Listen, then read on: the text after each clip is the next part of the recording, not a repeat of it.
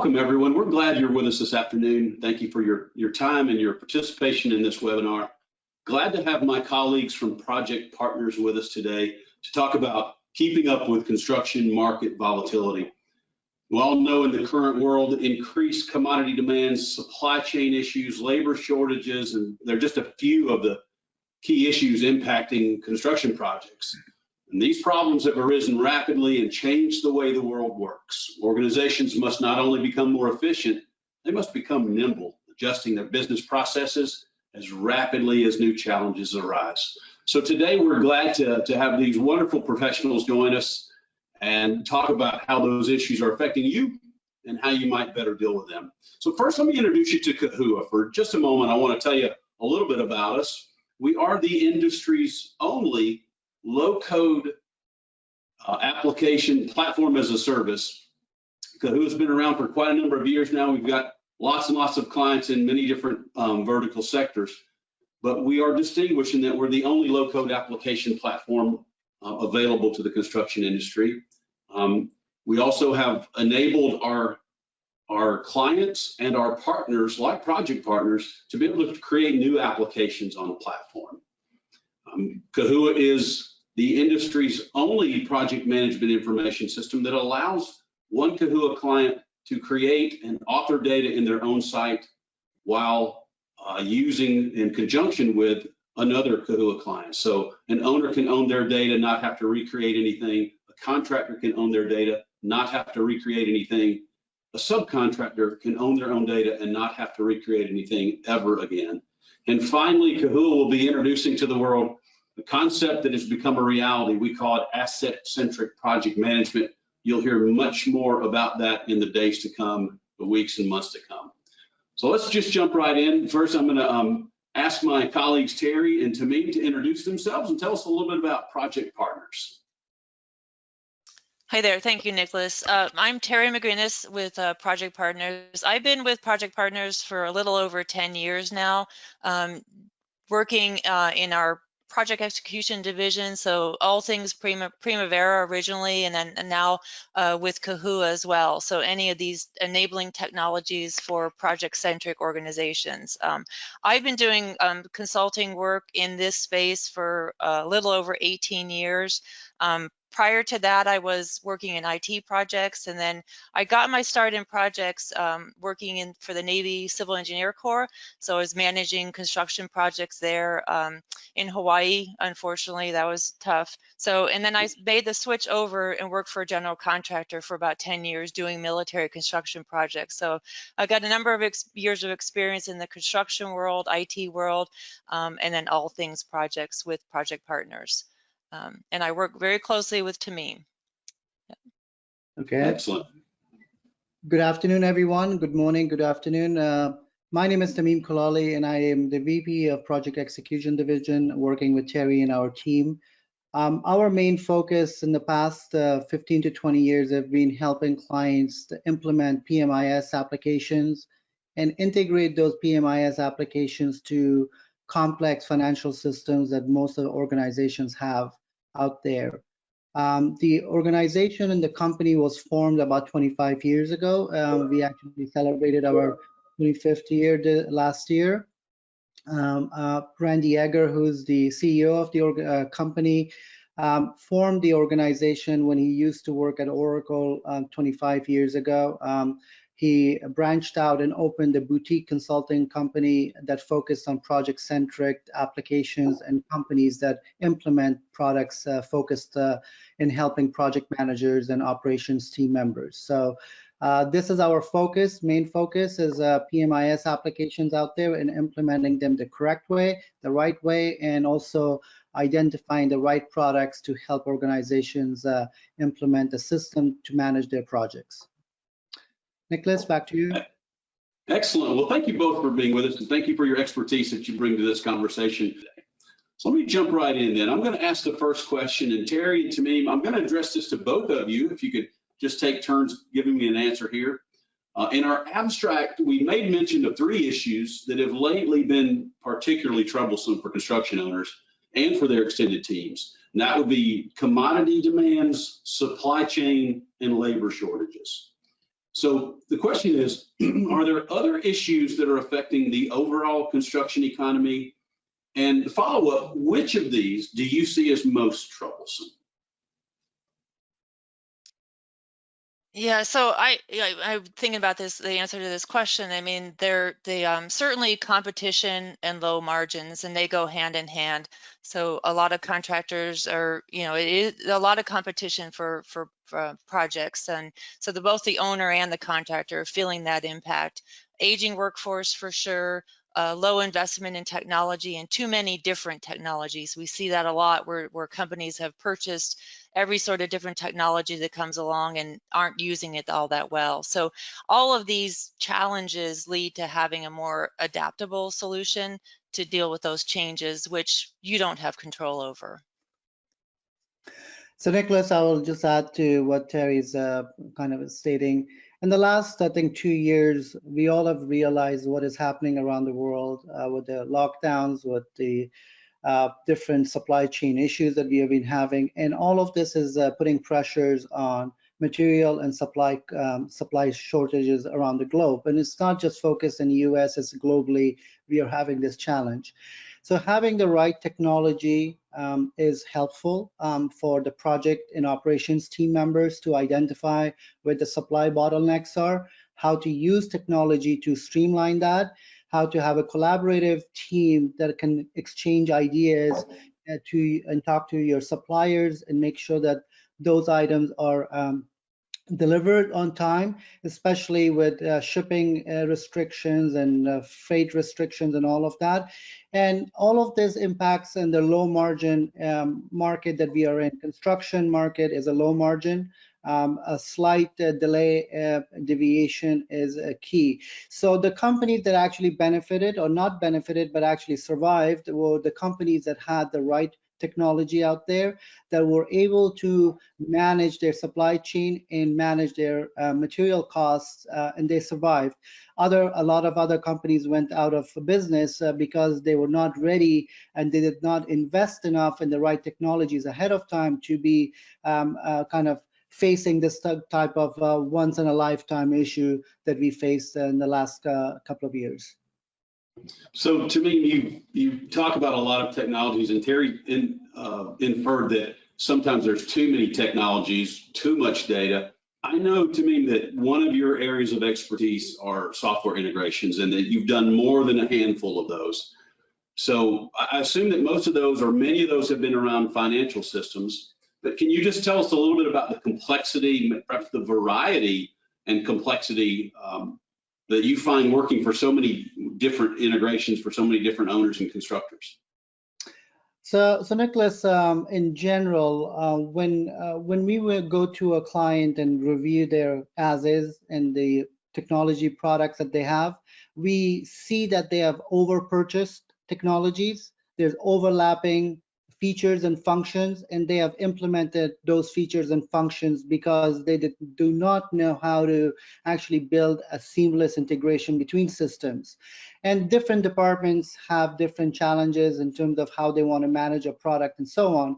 So we sit down with the clients, identify the right product for the right group, and then build integrations between them.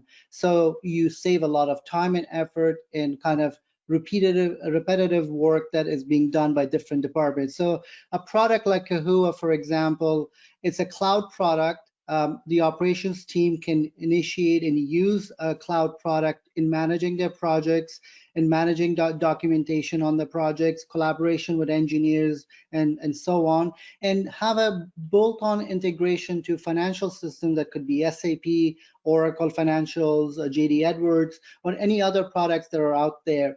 Having a tight integrated solution and not overlapping features and functions is key to having a successful overall technology solutions within the organization. So Tamim, are there some common themes that most integrations need to address, whether they're to the financial, to the PMIS, or some other thing? Most of the common features and functions as business processes. If the organizations sit down and identify their business processes they would see that there is a lot of alignments between operations and finance and other team members. Aligning business processes is the fastest and cheapest way of actually aligning everything and getting the best buck for your bank in terms of not spending too much money on technology because technology is also expensive. So having a business process that is streamlined within the organization and everybody knows how to do the handoff from one group to another group, that's key. Okay, I suspect what you just said is going to influence your answer to the next question I ask, and that's just speaking generically. And I understand that every project's different, every client's different, but speaking generically, what's the timeline of an implementation project when you're doing these integrations? A very good question. So when I joined Project Partners about 18 years ago, as I indicated, our Randy Yeager, CEO of our organization, was his focus was financial systems out there. I brought in a different angle to the piece, how we actually manage our delivery of bringing in PMIS applications to the package. So we now go to a client and not just implement financial systems, we also implement PMIS applications that actually help organizations do an end-to-end cycle in managing of projects, because project managers do not live in financial systems, they live in project management systems. And based on our experience, we have seen typically it takes about 6 months to 12 months to do a proper implementation of a solution. And the reason for the timeline that I'm talking to you about is clients take shortcuts. They do not do testing. User acceptance testing is missing, documentation is missing. They take shortcuts to short circuit and do a 3-month rollout. That's where they get burnt later on down the line because they have not thought of all of the different angles that they have to think about ahead of time so that they would save a lot of time and effort down the line. Okay, so that feeds into the next question. And you partially answered it, I think, by saying what not to do. What can be done to speed up that 6 to 12 month time frame? Oh, so this is also a very good, interesting question. Having knowledgeable subject matter experts within an organization that know the business is key, because as consultants, we deal with a lot of companies, different types of work that they do, and it's a little bit hard for us to quickly ramp up and understand all the details of what what product they're delivering. So having the right person from the client side, even though they might be super busy because they're managing 10 other things within the organization, if they're very important to an organization, having them on the project as a lead or somebody that can guide the junior team members within those organizations is key, because they have to download all of the knowledge that they have, so we as consultants can then understand what they're doing and provide them solutions, options of how to improve on that. That's very key in actually having a successful implementation. Okay, last question about integrations, I promise. Are there any technologies that are easier to integrate with and some that are harder to integrate with? I think in the last, let's say 20 years, things have changed. When I started implementation of software solutions, everything was on-prem. All the products, either PMIS systems or ERP financial systems, they were hosted by organizations inside their firewall. There was connectivity issues, the global reach was missing. Since Salesforce came about 20 years ago, I think in 1999 they came about, the label for the cloud solutions kind of became more popular. And as we know now, Kahua is one of the leading PMIS applications out there that is built from ground up on the cloud. You have KBuilder that clients can use to expand on.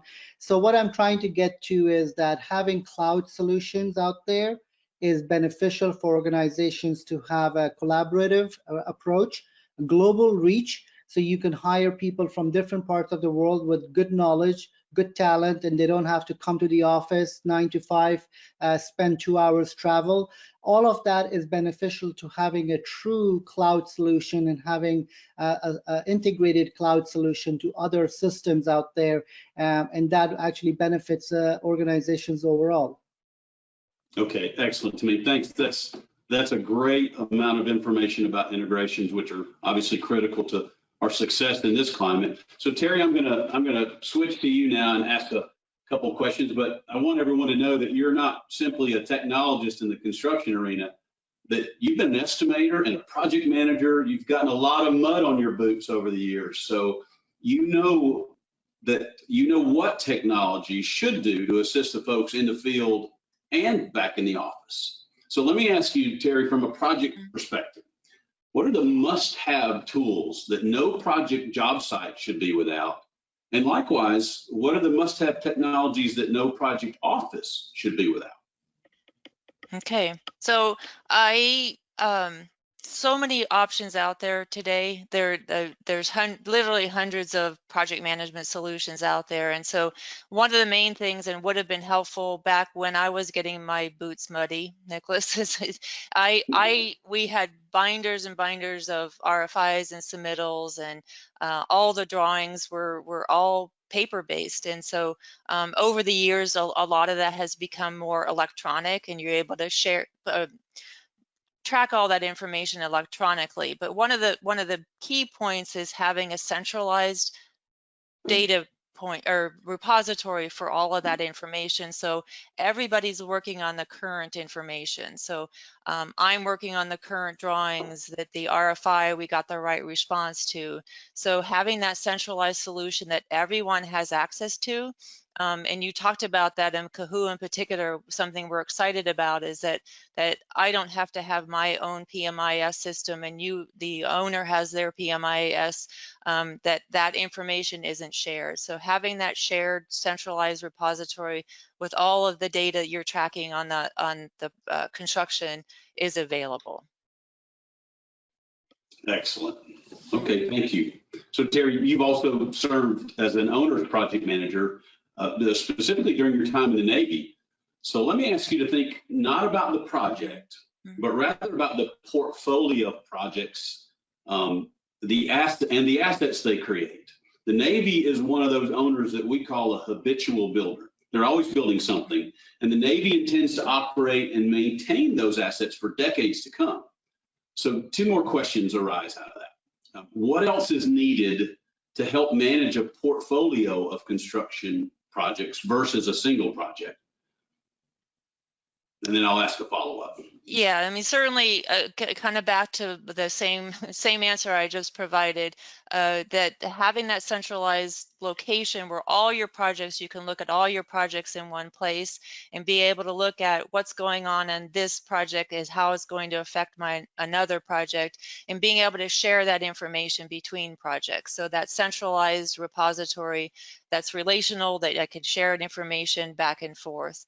And with regard to the assets, and I remember, and I'll just as a quick example, Friday afternoon when somebody hits a water line and you can't find that valve because somebody's searching for the as-built drawings. So definitely having the as-built drawings and all those turnover documents that are available, but then also being able to have that back to that asset centric, that as I'm building that project, I'm tagging all that information to the asset so that when it transfers to your asset system, it's all readily available.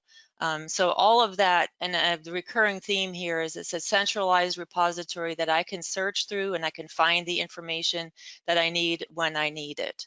So that's definitely a key there. What should that asset kind of handover, that asset data handover look like?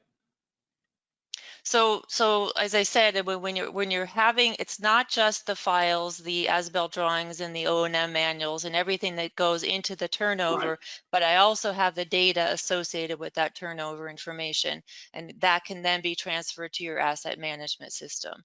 And I think that's, I'm excited about what Kahua is doing in that area, because that is certainly lacking today. And I think that's going to help moving forward for organizations that are managing multiple projects on multiple assets and being able to track that information as you go. Yeah, we're excited as well. We believe that data ought to be an automated handoff, and that the data that the owner needs to manage and operate the facility for years and decades to come, that ought to just be flipping a switch. And I think we all probably agree what's happened in our industry to this point is that even if we do a good job of collecting documents, PDFs and spreadsheets, you get put on a thumb drive and they get put in a drawer somewhere in the owner's office. And then the owner basically recreates that data because it's not delivered in a form that's useful to them. So appreciate that. Tamim, I'm going to come back to you and ask a question. Can you give us an example when you took a client's existing business process and changed that process for the better? What I'm really getting at is we live by this motto that we don't want to put good technology around to automate a bad business process. Can you give us an example of that? Yeah, so we deal with a variety of clients globally. Some of the clients are very advanced in terms of how they have managed and documented their business processes and how they're managing their projects. And some of the clients that we deal with are not sophisticated enough. And they have a business processes that is 15 years old, 20 years old, because that's what they knew. That's how they have managed projects, and it's kind of moved along in the years, and nothing is broken. And now people retire, move on, and so on. So clients are facing challenges and issues in terms of they're asking themselves, why do we even do this business process? So I will give you a very simple example, and most of the folks on the call kind of would relate to that. We had a client that was very large client that was going through a very simple business process, project approval process, for example, which for everyone it's as a piece of cake. You have an online system to do your project intake process, and you go through an approval process electronically and so on. But this client actually used a folder and paper and wet signatures, for example. So the project management team signed off on the project. They put the AFE budget. All of that was manually signed on a piece of paper. Then somebody took that to a different floor in the organization, put it in a stack of documents that eventually got moved to finance, and then finance took another week or so in creating the project, and then somebody got notified that the project is actually created. So what I'm trying to get here is a very simple process that should take organizations a couple of hours max. Took this organization several hours, several days, for example, in creating their project. So relying on old business process and introducing new technologies is never a good thing. Understanding the client's true business need is key. Understanding what they're trying to achieve. Implementing and identifying the right technology that fits that maturity level of that organization is key, and then building a streamlined business process that would fast track and provide them value. That is key to that. And then another client that we had was a very advanced, for example, they use CRM to capture project intake. They had a portfolio of projects, but then they had a financial system that was disjointed. So we worked with them. They were very advanced. They had knowledgeable people in-house, but they lacked the piece to put all the solutions tying together. So we work with them in building a CRM integration to their PMIS system, and then PMIS system to their financial system. So we build a complete loop around of a life cycle of how a project gets intake. And this example can go on and on a contract creation, for example, or purchase order or invoice tracking. We have worked with organizations that had invoices come through a fax and or a mail, and then they scanned it and so on. So having a technology that automatically scans things, electronically captures data and pushes into other systems is key, and having a successful and focusing on other things and within the organization instead of focusing on paper pushing around. So to me, what I heard that stood out to me was that you're going to spend a lot of time with your client. Project partners are going to do a good job up front, making sure that they validate the current processes, and as best you can, coach the owner to change the process if it's indeed a bad process. So absolutely. Yeah, okay. Terry, I brought this slide up. I saw this in a presentation that you had given earlier, and I wanted to ask you a question. Just understanding that reports are really what drive the executive suite in any organization. That's almost a universal truth. But reports are only as good as the data that is input into a system. And you talked about having, a little bit of a data, overload in your first answer, your first question. Do you have any best practices that you propose to your clients in order to achieve the best possible reporting? Yeah, so we do, and yes, this has been slides have been up for a while, so everybody's had a chance to kind of take a look at it. But one of the one example that I'm showing here is we went to a organization. They were implementing. They used Primavera P6 already, and they also had Oracle ERP for their financial system. We worked with them. They had bad reporting, like they weren't getting the information that they need. When we showed up, they had a list of about 40 reports they called reports, and some of them were hundreds of pages long. They were like in the Excel file there, just a data dump.